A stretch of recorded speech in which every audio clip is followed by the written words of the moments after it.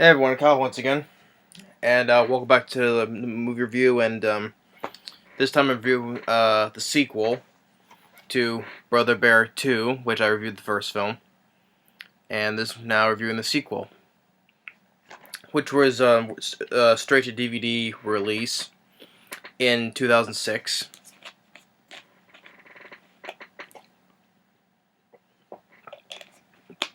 And overall, I do enjoy the sequel.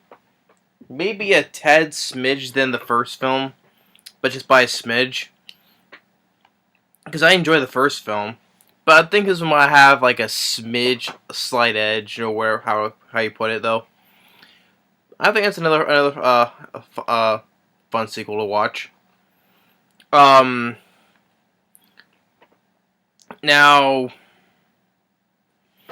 most of the original voice cast comes back. Jeremy Saurez as Coda. Rick Moranis and Dave Thomas as the Moose Brothers, Rut and Tuck. Michael Clarke Duncan, same thing as his voice as Tug, the big bear. But for originally in the first film, Joaquin Phoenix voiced Kenai in the first film, but this time he's been replaced by Patrick Dempsey, very famous starring in Grey's Anatomy and all that.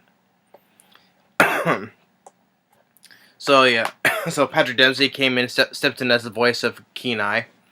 Mandy Moore as Nita, which for all I know, Mandy Moore, I know she's probably been in other films and think television work, and I think also a singer as well. But I most remember because she this is 2006, and 4 years later in 2010, she would go later and voice Rapunzel in Tangled. I like Tangled, but I just don't love it. But Mandy Moore voiced Rapunzel in Tangled, but she voices Nita right there. And also supporting cast members, even Catherine O'Hara from from Home Alone 1 and 2 as Kevin's mom. Even Wanda Sykes, been in other films as well. But for voice work, she also voiced Granny in the Ice Age films. So yeah, but it was, like I said, it was nice to say once again that Rick Moranis and Dave Thomas come back voicing. I think it was also like I said, this is the last film that Rick Moranis did for live action film. It was in '97 that was Honey I Shrunk Ourselves, but then in 2003 in this film, he only did these two voice work, and then since then he retired from acting after this. But once again, it's nice to see that Rick Moranis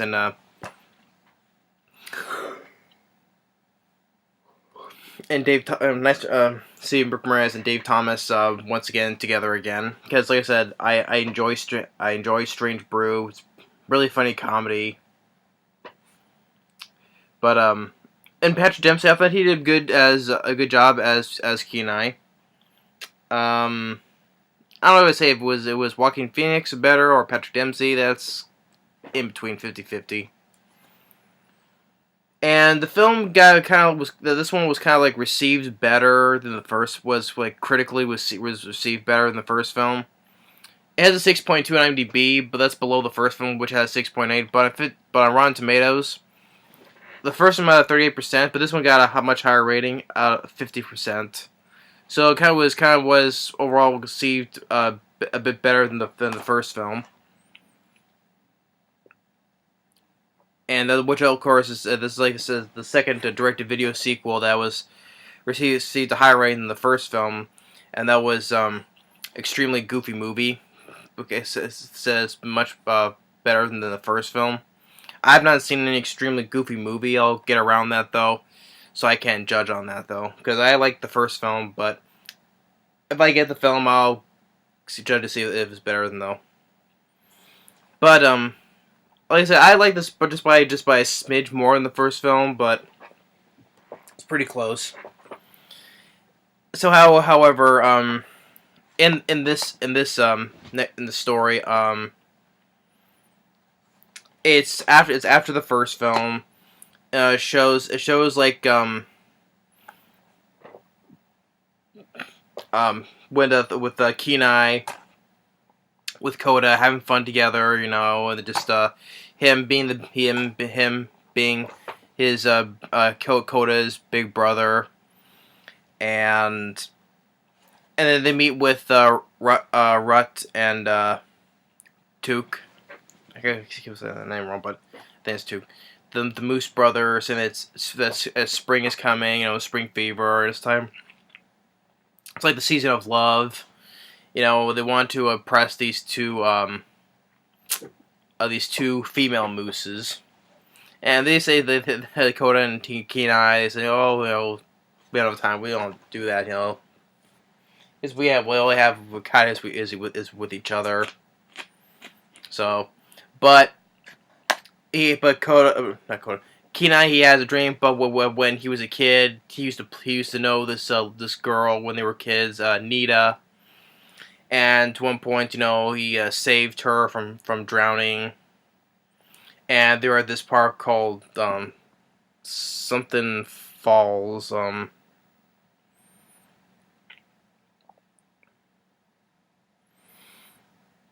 forget what the thing is. It's like oh, forget what it's just something Falls. And they she drew like on the walls, like, no drawings of when they're themselves as kids. And he has this dream, and Koda he's like, wait, someone's like, who's Nita? I mean, a girl, he still like, oh, you talking about her? Like, oh, Nita. and back with Nita, who has her tribe in a village, that she is getting married to this other guy by, what was it, Akia, that was his name. And but their shaman, voiced by Wanda Sykes, saying that you can't marry him because one has already been chosen for you, and for the person who gave you this amulet, which or trinket, what they said, a trinket. Which was the trinket that Kenai gave to her when they were kids. So it's supposed to be like him. He's the one who's supposed to marry her. And she knows that, which of course is not meant in the first film. But this film, she already knows that Kenai is a bear. So for some reason she knows that he's a bear. So he knows about this, I guess. That if they want to, you know, if she doesn't want to be with him anymore, that they both have to go to those falls where they were as kids, where he gave her the trinket, and they have to burn it. So she has to do that, but little problem is that she can't speak bear, so Shaman gives her like a little bit of a spell for her to talk to the animals. So after that, she sets off, and with Kenai and Coda, they hear something, which is a hunt. They see a hunter, and Kenai attacks, but didn't know it was Nita until the sun shows. It's like, oh, Nita and Kenai, and is that really you? Oh, I heard you were a bear, but I just did not know that you were one. So,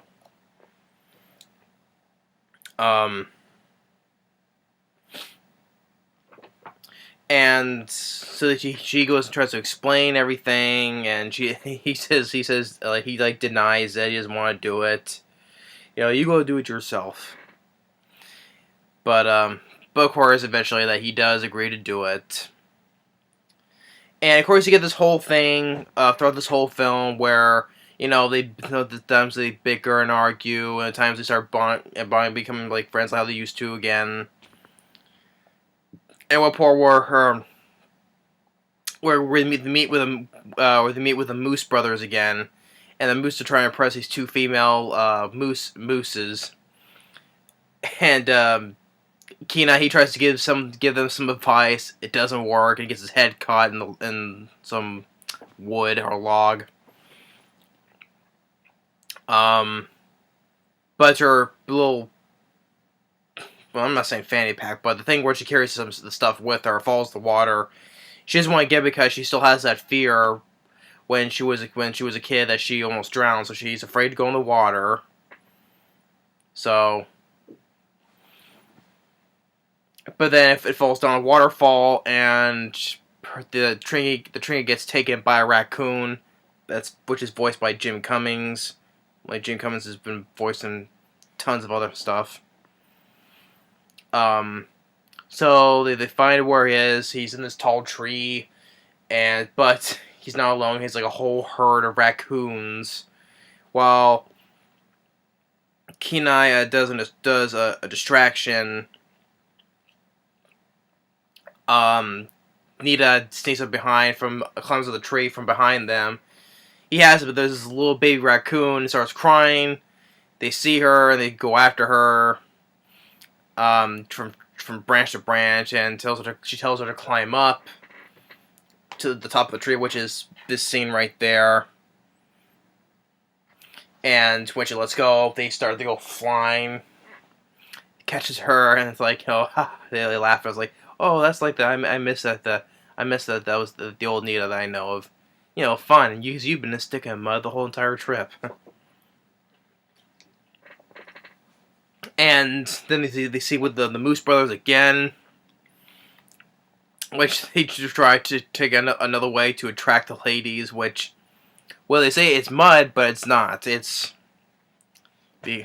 course, they say it in a discreet way. They're actually rolling in their own shit, basically. Because Dave Thomas, the one says it's not mud. Because they know that they smell it stinks, so they know they're rolling on their own shit, basically. Just like, okay, yeah. Yeah, you didn't need to throw like as. I know you're trying to be subtle as if they're rolling in mud though, but when they say it's not mud, you get the idea that they're rolling in their own shit, basically. So Nita tries to give the advice since Kenai's didn't work. It works, but it's actually both the ladies are with Dave Thomas, and now Rick Moranis is now. He got the short end of the stick, and he's been left out. And while you get this whole journey as they're going to the falls, that Coda is being ignored, that Kenai is being more with Nita. Which is a cliche that's done in other films as well, but which eventually they get over it and all that. So, and then he runs away. Goes to this ice cave. Nita's there. It's like, come on. He's like, go away. And then one leads to another. That the ice collapses, causing an avalanche. But Kenai digs him out, saying, Dakota, what would I do without you? Just hugs him, So then they eventually get to the spot where they were, because they have the cave drawings on the walls, and she burns the trinket, and now she's no longer able to speak to them. All she hears is their growls or roars, whatever. So now she's like disappointed now, even though she burned it, but she now feels like disappointed, so she just goes back. And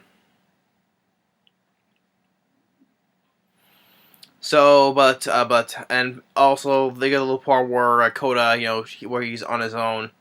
He's alone for a second and looks to the sky because the lights are showing again. and says, that he wants, if you can, change Kenai into a human. Because he says he wants, because he knows he likes, Nita, so he wants to do what's best for him by, talking to the spirits. But when Kenai wakes up, the Moose Brothers tell him that Kota has gone to the village, to Nita's village, but he says, the hunters will get him, so he runs over there. And just when, though Nita's wedding is about to go, the hunters chase Kota, and Kenai gets there, try to scare them. And of course, the guy who is supposed to be the guy marrying Nita goes after them, lead I went after him, and the Moose Brothers, they try to do something, but it's like a failed attempt though. But they land on this branches, but falls on a couple of guys, and the girls, they're all impressed. Oh, whatever. So the guy is fighting Kenai, with a torch and then with a stick, and Kenai gets distracted when he sees Nita, but the guy kicks him off the cliff. So she runs down to him, even though they can't speak, but she does say that I love you and all that, and the spirit skies, they light up, and she's able to understand them, and Kota tells them that that he wanted Kenai to be a human again, but Kenai says no, can't do that because you're thinking of him. And but Anita says that she can change, and her father is there and sees that all the animals are talking, and he's perfectly fine with it, and it's her decision, but she'll love her no matter what she chooses. Again, I think if I would say. So she steps into the lights, lifted up, and where it shows like the image of the bear, like how it was in the first film when Kenai, when he was transformed into the bear, it shows the image. So now she becomes a bear, and they both live happily, and they both get married in the ceremony where her tribe's on one side, and all the bears from Michael Clarke Duncan's group of bears, they're there to see it too. And you have the song "Welcome to This Day," which I think was a pretty good song. Was by Melissa Etheridge. Yeah. Yeah, it's like, welcome to this day. And the Moose Brothers, they get the girls as well. And the lights, and ends with, the skylights, going all the way back where the falls was, and changes the images of the drawings to when they were kids back into bear cubs. Nothing, something, look all around you. Welcome to this day. So, but yeah, I do enjoy the sequel. I'd say it's a fun fun sequel, and I would probably say a small smidge, a bit higher than the first film, but still. And of course, is one thing I know that with the Nostalgia Critic, I know that towards for the end of last year, December, he was reviewing the those direct-to-video sequels that came out around the times in the early 2000s and all that. I remember because I watched those videos, and he says the animation was good, but the writing and the film itself was mostly dumb. I know Zach does all the videos he does for fun and all that though, but still, I never saw nothing dumb about it. I mean, I never saw nothing dumb about it. It's just just a simple story, straightforward, and but But and there's some other Disney sequels that are directed videos that I like. It's not probably not everybody's though, but I still like. There's a few that I like, and this is one of them.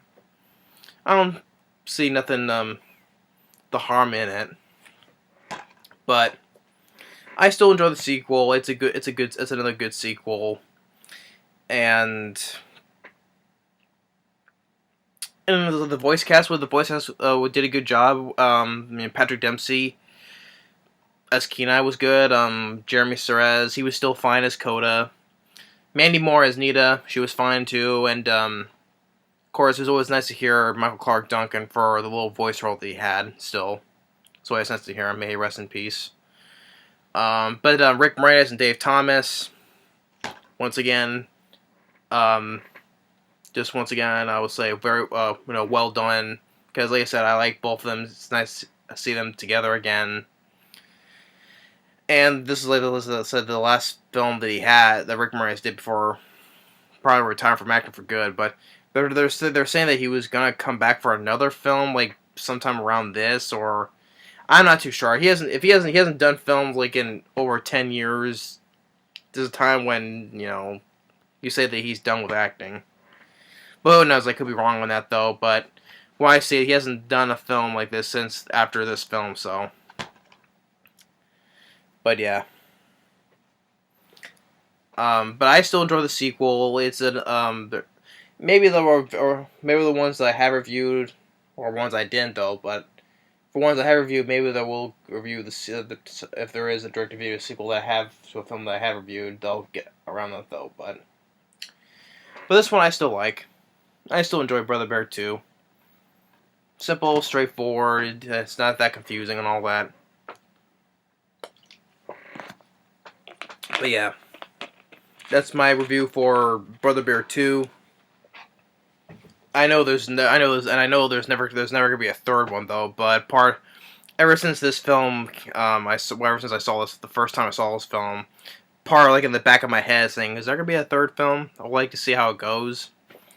But I know that's never gonna happen. That was just like a little piece like that was in the back of my head, thought of it, But I'm fine if it ended, because it had a very happy ending to it, so I'm not gonna complain about it.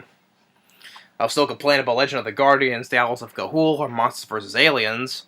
Those two sequels I'm never gonna stop complaining about. I would love to see those two sequels, but I don't know, I'm never gonna win. I'm just one person who's like probably the only person who's thought about it though, but I'm saying I'm never gonna stop complaining about those sequels to those. But yeah. But that's my review for Brother Bear 2. I'll give it a thumbs up. Worth a watch. Thanks for watching, and stay tuned on the next movie review. And maybe on the next couple, I'll probably review the ones I got, like the Cat from Outer Space, or whatever. So you probably some of the ones I got on what I just got. So probably hopefully you'll look forward to seeing those though. So if not though, probably it'll be sometime sooner, like a little ways, but it's not gonna be a while. But I'll get to those still, or I could just do other ones. So, but anyway, but yeah, Brother Bird 2, I like it. Thanks for watching, and stay tuned on the next movie review. Later.